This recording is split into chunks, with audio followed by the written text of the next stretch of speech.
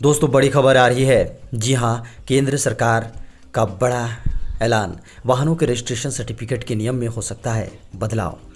दोस्तों केंद्र सरकार नए वाहनों के रजिस्ट्रेशन यानी आरसी के नियम को और भी अधिक मजबूत करने पर विचार कर रही है। आपको बता दें कि मोटर वाहनों के रजिस्ट्रेशन दस्तावेजों में मालिकाना हक को साफ तौर पर दर्ज करने के लिए फॉर्म 20 में बदलाव का एक मसौदा तैयार किया गया है, जिस पर लोगों से राय मांगी गई है। आपको बता दें कि केंद्रीय मोटर वाहन नियम 1989 के तहत फॉर्म 20 में संशोधन के लिए 18 अगस्त को अधिसूचना जारी की गई थी।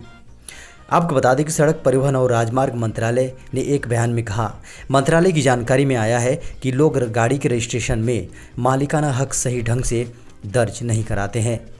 परिवहन मंत्रालय मोटर वाहन के स्वामित्व में स्पष्टता लाने के मकसद से मोटर वाहन एक्ट 1989 के फॉर्म 20 में संशोधन का प्रस्ताव पारित किया है। खबर है, राज्य में 4 अवरक खदानों की होगी नीलामी। दोस्तों झारखंड में अबरक के 4 खदानों की नीलामी की तैयारी की जा रही है।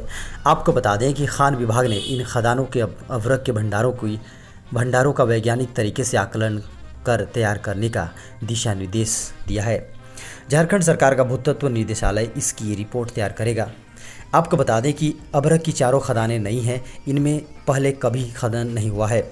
इनमें से 2 गिरिडीह जिले के तीसरी और धनवार में हैं, बाकी 2 कोडरमा जिले के डोमचांच और मरकच्चों में हैं। भूतत्व निदेशालय ने इनकी रिपोर्ट झारखंड सरकार को सौंपी है। आपको बता दें कि नीलामी के लिहाज से इनके भंडार का पता लगाने में आधुनिक तकनीक और वैज्ञानिक प्रक्रिया अपनाने के लिए कहा गया है। खबर है, प्राइवेट और सरकारी स्कूल को खोलने को लेकर पेरेंट्स से मांगी जाएगी सुझाव। दोस्तों राजधानी में सरकारी व निजी स्कूलों को खोलने के लिए एक बार फिर अभिभावकों से सुझाव ली जाएगी। इससे पहले भी 2 बार परिजनों से रायशुमारी की गई थी।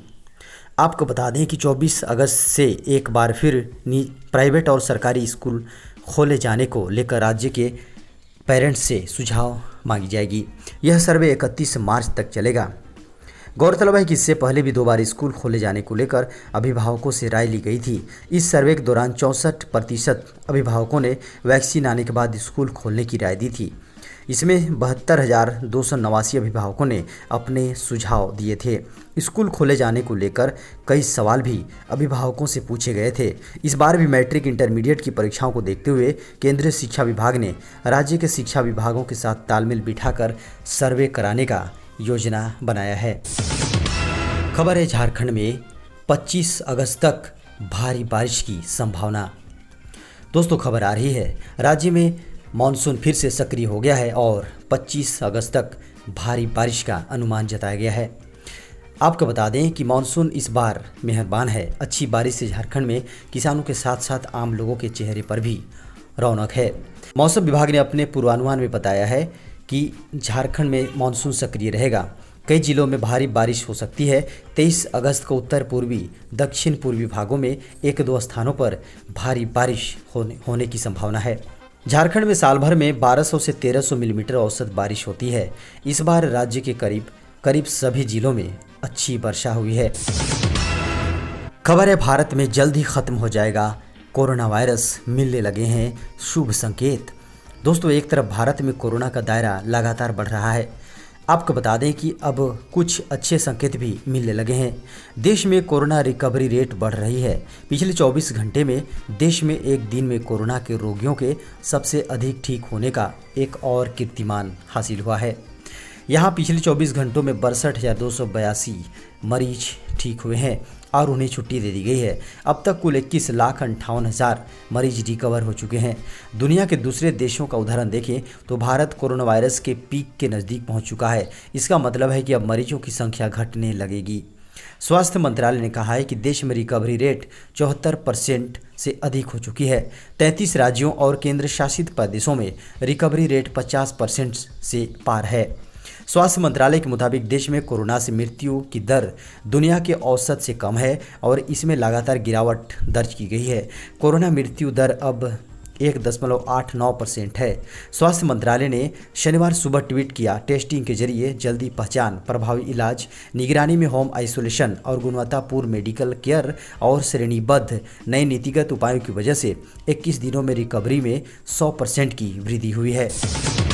खबर है केंद्र सरकार की बड़ी योजना one nation one ration card के बाद अब एक राष्ट्र एक मानक लाने की तैयारी। दोस्तों खबर आ रही है, जी हां, केंद्रीय उपभोक्ता एवं खाद्य एवं सार्वजनिक वितरण मंत्री रामविलास पासवान ने one nation one ration card की तर्ज पर अब एक राष्ट्र एक मानक लागू करने की भी समय सीमा तय कर दी है।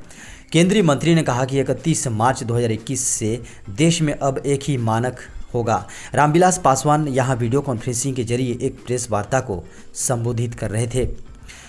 दोस्तों उन्होंने कहा कि one nation one ration card की तर्ज पर अब एक राष्ट्र एक मानक होगा, जिसका अनुपालन अनिवार्य किया जाएगा।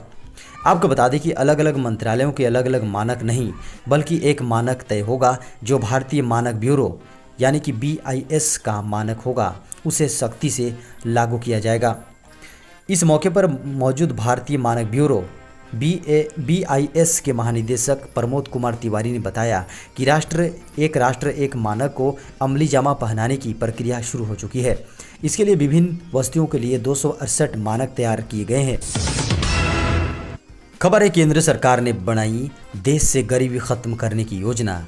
50 लाख ग्रामीण युवाओं को स्किल इंडिया के तहत बनाया जाएगा हुनरमंद। दोस्तों केंद्र सरकार गाँवों के अनस्किल्ड युवाओं को स्किल इंडिया की ट्रेनिंग देकर उन्हें हुनरमंद बनाने की तैयारी कर रही है, ताकि युवाओं को रोजगार पाने में आसानी हो सके। दीनदयाल उपाध्याय ग्रामीण कौशल योजना के तहत यह प्लान तैयार हुआ है। वर्ष 2024 तक सभी पंजीकृत युवाओं को ट्रेनिंग मिलेगी। इस योजना से जहां विभिन्न सेक्टर लायक कुशल श्रमिक उपलब्ध हो सकेंगे, वहीं गरीबों को भी कम करने में सरकार को मदद मिलेगी। ग्रामीण विकास मंत्रालय की ओर से गांवों के युवाओं के हुनर का विकास कर उन्हें रोजगार से जोड़ने के लिए यह योजना संचालित की जा रही है। खबर है अब बैंक जाने की ज़रूरत नहीं, इस व्हाट्सएप नंबर के जरिए ऐसे मिलेगा लोन। दोस्तों बैंक से लोन लेना भी किसी चुनौती से कम नहीं है। इसके लिए कई बार बैंक के चक्कर काटने पड़ते हैं। आपको बता दें कि कुछ समय तो इसी प्रोसेस में लग जाता है कि आप लोन के काबिल हैं भी या नहीं, लेकिन इस समस्या का अब निदान हो सकता है। आपको बता दें कि टाटा समूह की वित्तीय सेवाओं से जुड़ी कंपनी टाटा कैपिटल ने व्हाट्सएप के जरिए तुरंत लोन देने की सुविधा शुरू की है।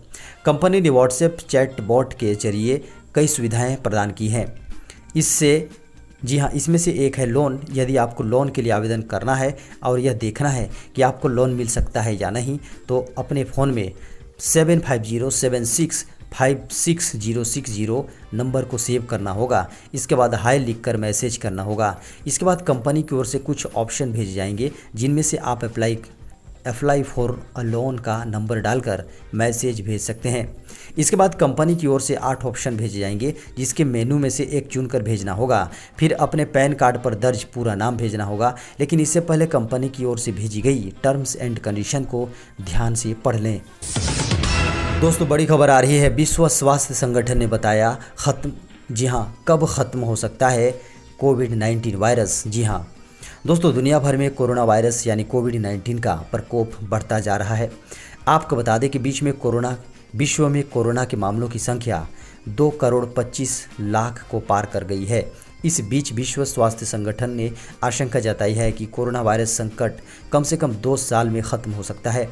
WHO के चीफ टेड्रोस अधानोम का कहना है कि कोरोना वायरस का संकट कम से कम 2 साल में ख़त्म होने की उम्मीद है। उन्होंने बताया कि वर्ष 1918 में स्पेनिश फ्लू को ख़त्म होने में भी 2 साल का वक्त लग गया था। हम तकनीकी रूप से अधिक स्ट्रॉन्ग हैं, साथ ही एक दूसरे से ज़्यादा जुड़े हुए हैं, जिससे वायरस फैलने का खतरा भी अधिक है।